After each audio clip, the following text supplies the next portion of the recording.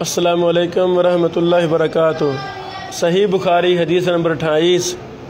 امام بخاری رحمہ اللہ نے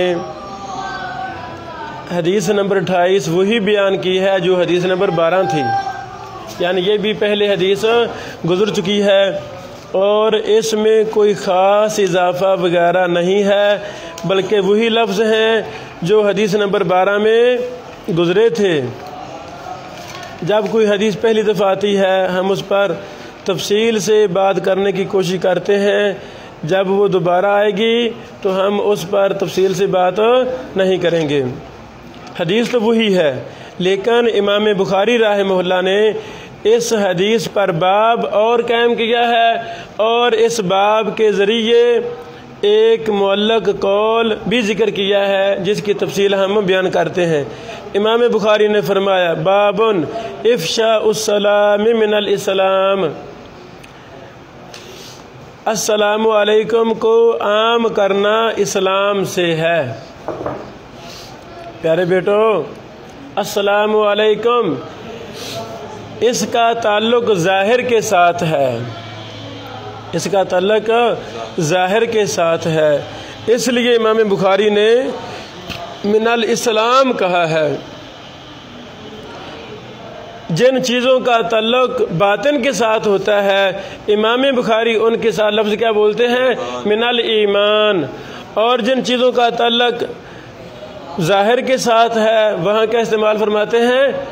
من الاسلام۔ پیچھے کئی ایک مثالیں گزر چکی ہیں، مثلا الحیاء من الایمان، الحیاء من الایمان۔ اور بھی پیچھے دیکھیں،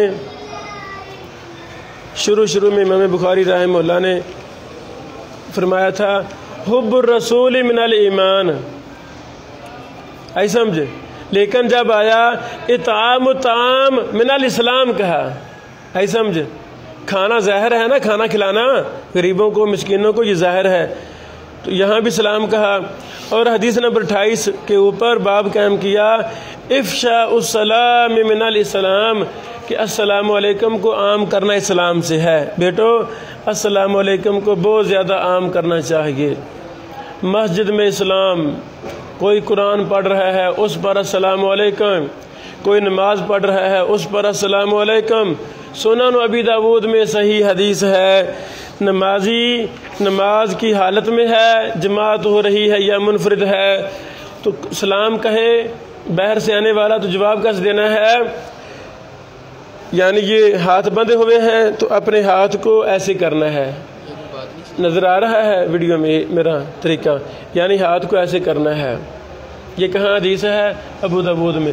نماز کی حالت میں وعلیکم السلام جواب زبان سے نہیں دینا بلکہ ہاتھ کے اشارے سے دینا ہے، صحیح حدیث ہے۔ بات ختم ہوئی؟ یہ بات نہیں ایمان۔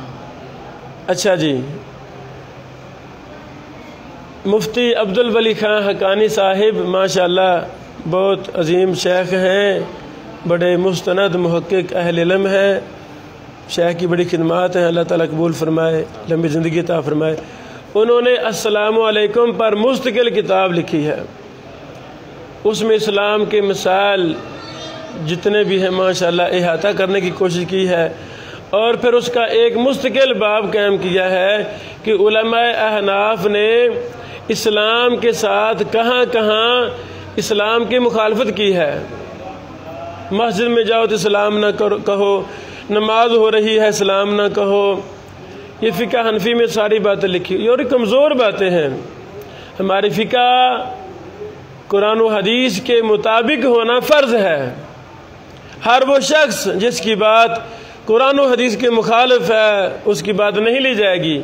دین وحی کا نام ہے اور وحی دو چیزوں کا نام ہے، قرآن اور حدیث، تیسری کسی بات کو وحی کا درجہ حاصل نہیں ہے، اس لیے قرآن و حدیث ہمارا دین ہے۔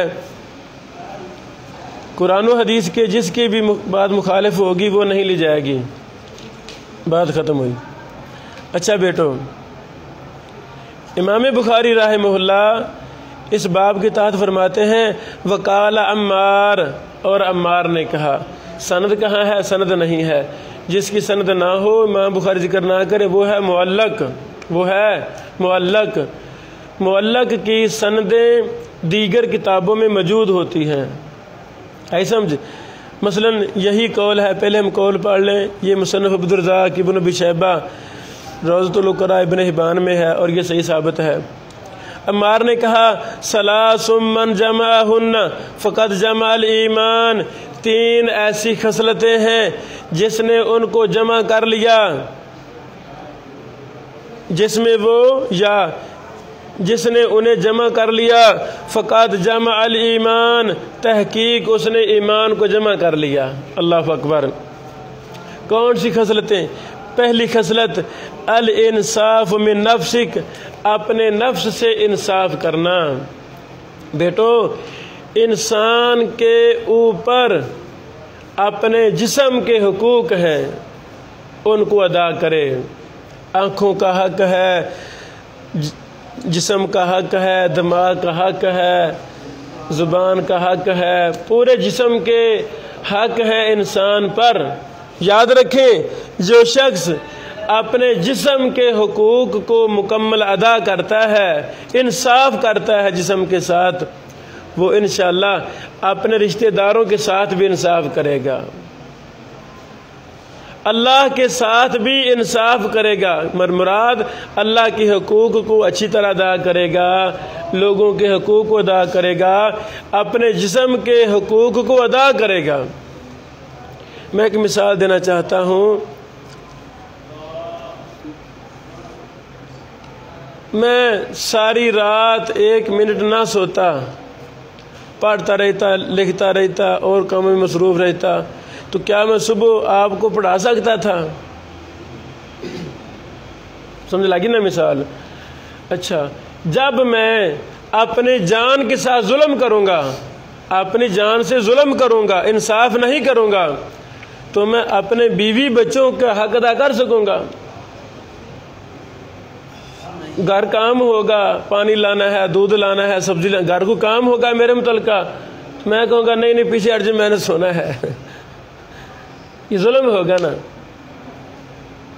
اچھا، ادھر کلاس کا ٹائم ہے، مدرسہ میں کلاس کا ٹائم ہے، نہیں جی مجھے نیند آ رہی، میں نے سونا ہے، یعنی میں نے اپنے بیوی بچوں کا بھی حق ادا نہ کیا، اور جو طلبہ میرے پاس پڑھنے آئے تھے ان کا میں نے حق ادا نہ کیا۔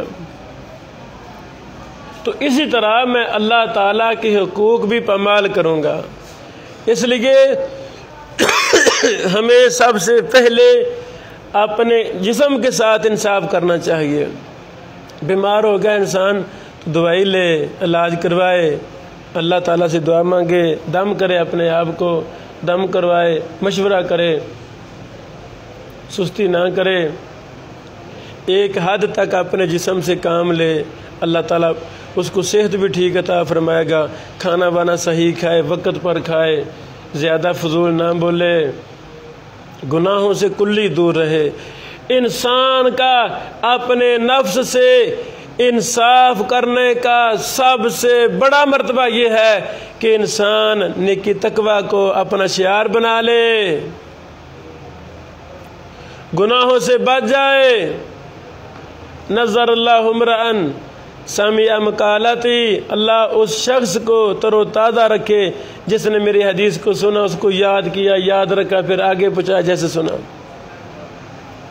یہ دین کی لائن کو اختیار کرے، یہ بہت بڑا انصاف ہے انسان کا اپنے جسم سے، ورنہ یہ جسم دھکے کھائے گا، زنا کرے گا، بدکاریاں کرتا پھرے گا، یہ جسم چوریاں کرتا پھرے گا، پولیس کے کوڑے کھاتا پھرے گا،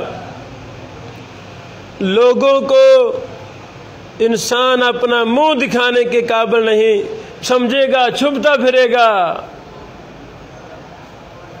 رب سے نہ ڈرنے والا، گناہ کرنے والا، کیڑے مکوڑے سے بھی ڈرتا ہے، ہر انسان سے ڈرتا ہے، وہ ذلیل ہو جاتا ہے۔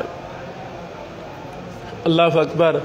تو بیٹو یہ بہت اہم بات ہے، الانصاف من نفسک، اپنے نفس سے انصاف کرنا۔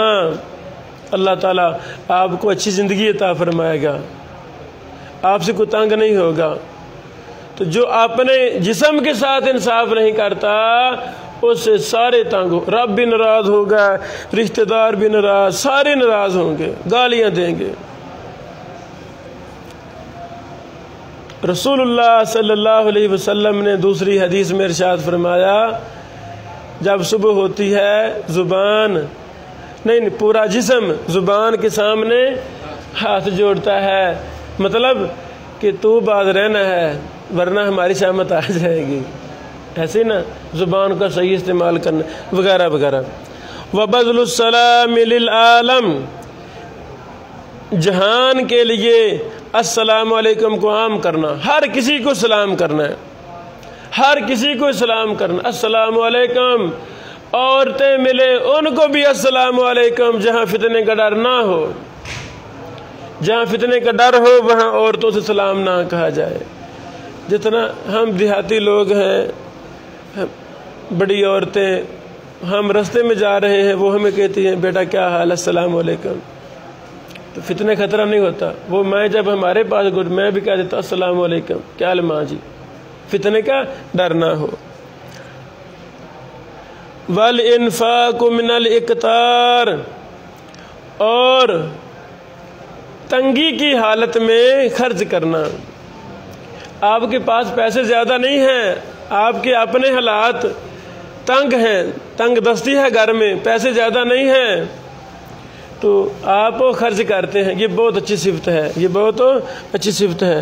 اس کا مطلب ہے بیٹا جب آپ تنگی میں خرچ کریں گے تو جب آپ پر اللہ آسانی فرمائے گا پھر تو بلولا خرچ کریں گے، پھر تو بلولا خرچ کریں گے۔ اس لیے تنگی میں ترسی میں انسان خود محتاج ہے تو انسان کو خرچ کرنا چاہیے۔ اللہ اکبر۔ یہ مال کبھی کم کبھی زیادہ یہ کس کے ہاتھ میں ہے؟ اللہ کے ہاتھ میں ہے۔ جب میرے پاس پیسے تھوڑے ہو جائیں تو مجھے زیادہ خرچ کرنا چاہیے تاکہ اللہ تعالیٰ زیادہ عطا فرمائے، زیادہ عطا فرمائے۔ اچھا لکھ لو، یہ قول عمار کا رضی اللہ تعالیٰ عنہ کا قول فرمان، یہ مصنف عبد الرزاق میں حدیث نمبر رقم الحدیث 19439 ہے، ان کو جلدی آنا ہے۔ مصنف ابن ابی شیبہ جلد نمبر 6 صفحہ 172، امام ابن حبان کی کتاب ہے روضۃ الوکلاء، اس میں بھی یہ قول ہے صفحہ نمبر 75، اور یہ صحیح ثابت ہے، اور یہ صحیح ثابت ہے۔ حدیث نمبر 28 وہی ہے، ای الاسلام خیر قال تطعم الطعام وتقرأ السلام علی من عرفت ومن لم تعرف، یہ 12 نمبر میں گزر چکی ہے۔ بارک اللہ فیکم۔ اللہ تعالی ہمیں ان باتوں پر عمل کی توفیق عطا فرمائے۔